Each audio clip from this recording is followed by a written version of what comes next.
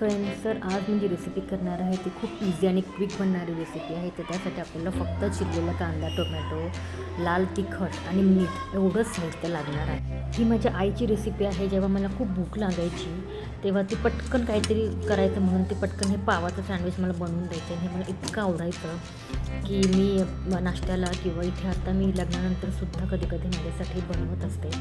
तर त्यासाठी मी हे पाव घेतले आहे. त्या पावाला मी नंतर चिरा पाडणार आहे ह्या अशा प्रकारे.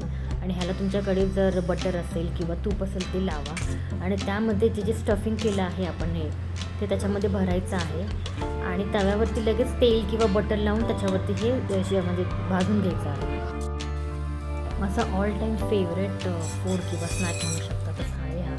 लग्नानंतर मी फारसं करत नाही, पण आईकडे गेली की तिला मी आवर्जून सांगते की माझ्यासाठी हे कर, आणि ती लगेच गरम बनवून देते. तिच्या हातचं ते इतकं सुंदर लागतं की तुम्हाला काय सांगू. नेहमीप्रमाणे मी त्याच्यावर एक डिश ठेवून त्याच्यावरती खलबत्ता ठेवणार आहे आणि चांगलं खरपूस कुरकुरीत होईपर्यंत एक बाजू त्याची भाजून घेणार आहे.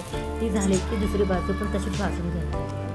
एक सँडविच मी साधंच बनवलं होतं आणि दुसऱ्या सँडविचमध्ये मी माझं आवडीचं चीज टाकलं होतं आणि त्याच्यात नेहमीप्रमाणे चिली फ्लेक्स आणि ऑर्गॅनो घातलं होतं. हे माझं सगळ्यात फेवरेट म्हणजे चीज म्हणजे माझा आवडताच प्रकार आहे. त्यामुळे भरभरून मी चीज त्यात घातलं होतं. तर ते सुद्धा आता मी नेहमीप्रमाणे भाजून घेणार आहे. इथे गरमागरम चहासुद्धा मी उकळायला ठेवला होता. तो तयार झाला आहे. त्यात दूध घालून मी आता चहासुद्धा घेणार आहे त्याच्यासोबत. ते बघा, हे सँडविचमध्ये झालं आहे पहिला, तर दुसरं सँडविचसुद्धा मी तसंच भाजून घेणार आहे.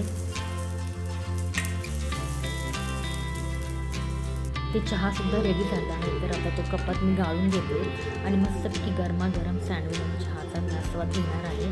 मला माहीत नाही की तुम्ही ही रेसिपी यापूर्वी कधी बघितली आहे किंवा ऐकली आहे कुणाकडून, पण तुम्ही नक्की ट्राय करा. आपण जे नॉर्मल ब्रेडचं सँडविच बनवतो त्यापेक्षासुद्धा हे खूप छान कुरकुरीत सँडविच बनतं. नुसते कांदा आणि टोमॅटो टाकूनसुद्धा हे सँडविच खूप टेस्टी बनतं. नक्की ट्राय करा आणि मला कमेंटमध्ये नक्की सांगा की तुम्हाला कसं वाटलं ही क्विक रेसिपी आवडली असेल तर लाईक करा, शेअर करा आणि माझ्या चॅनलला सबस्क्राईब करा. थँक्यू.